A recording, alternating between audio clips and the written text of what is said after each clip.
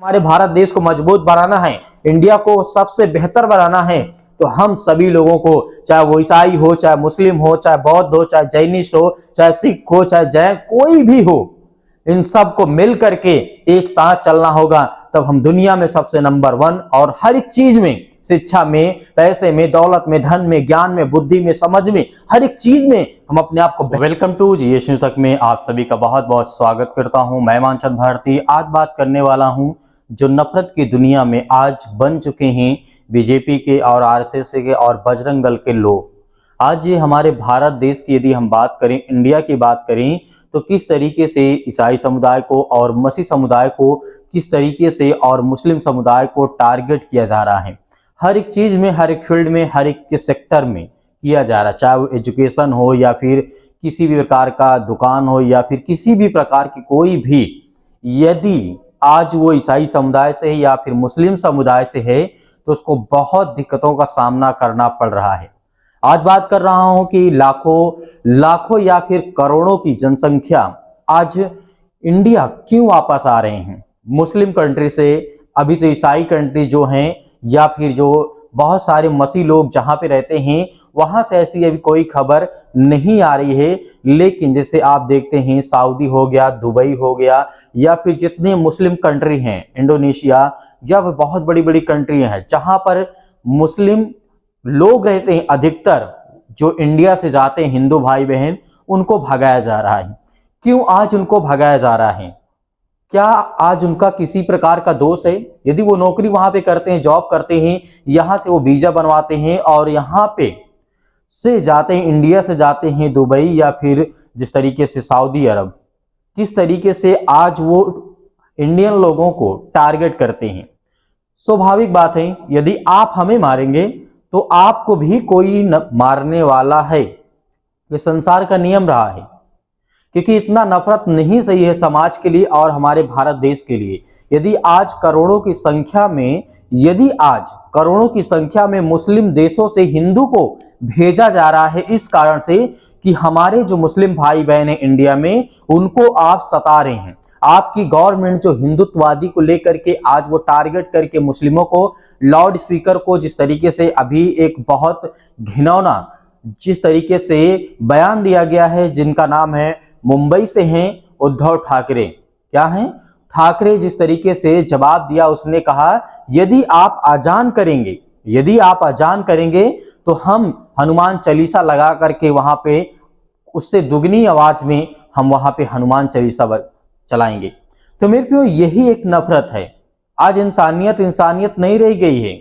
चाहे जो मसीह भाई बहन है, यदि आज वो सुसमाचार को प्रचार करता है तो उसको कितना सताते हैं, उसके ऊपर एफआईआर कर देते हैं, जो कि कोई राइट्स नहीं है, कोई हक नहीं, कोई अधिकार नहीं उनके पास उनके ऊपर एफआईआर करना या फिर किसी भी प्रकार से उनको प्रताड़ित करना या फिर उनको किसी भी प्रकार से उनको दोषी ठहराना, इनके पास अधिकार नहीं है। लेकिन क्या होता है, जो सत्ता में बैठे हुए लोग हैं आज वो क्या करते हैं, वो कहते हैं कि हम हिंदुत्ववादी को लेकर के वापस आएंगे।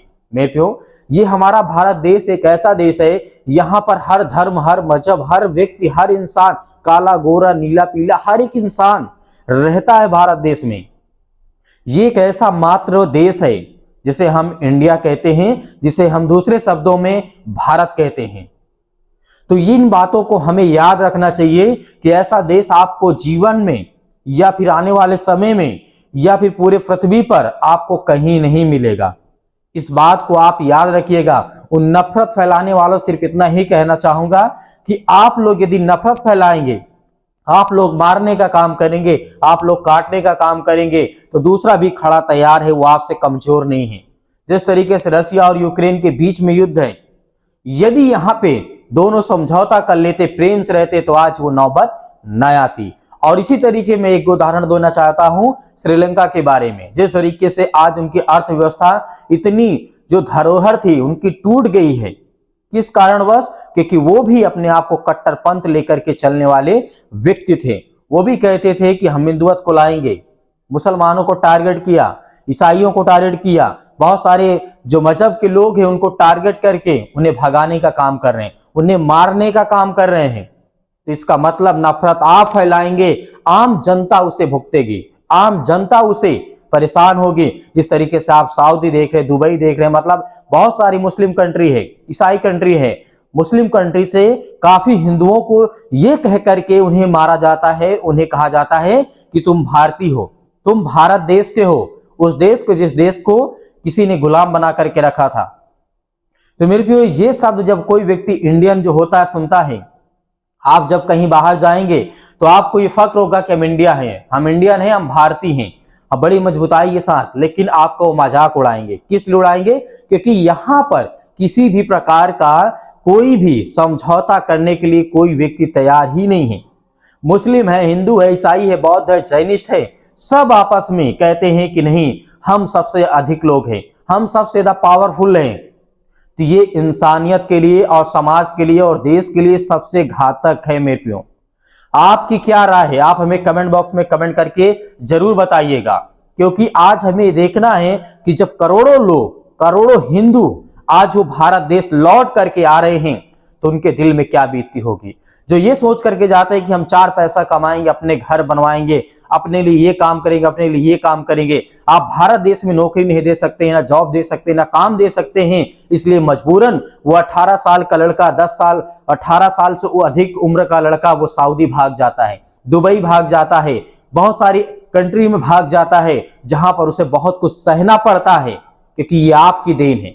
यदि आज हमारे भारत देश को मजबूत बनाना है, इंडिया को सबसे बेहतर बनाना है, तो हम सभी लोगों को, चाहे वो ईसाई हो, चाहे मुस्लिम हो, चाहे बौद्ध हो, चाहे जैनिस्ट हो, चाहे सिख हो, चाहे जैन कोई भी हो, इन सब को मिल करके एक साथ चलना होगा। तब हम दुनिया में सबसे नंबर 1 और हर एक चीज में, शिक्षा में, पैसे में, दौलत में, धन में, ज्ञान में, बुद्धि में, समझ में, हर एक चीज में हम अपने आप को बेहतर करना चाहते हैं। लेकिन नहीं, हम तो नहीं मारेंगे, आप ईसाई हैं, आप ईसाई हैं, आप मुस्लिम हैं, हम आपको दुकान नहीं लगाने देंगे, आपको प्रचार नहीं करने देंगे, आपके पास अधिकार नहीं है, हम आपको मारेंगे, ये आपका शब्द है। तो मेरे प्रियो, जो भी आपकी राय है, मेरे मन में जो भी था मैंने आपको बताया, और जो सच्चाई थी मैंने आपके सामने रखा। अब आपकी क्या राय है, आप हमें कमेंट बॉक्स में कमेंट करके जरूर बताइएगा। God bless you all of you, thank you.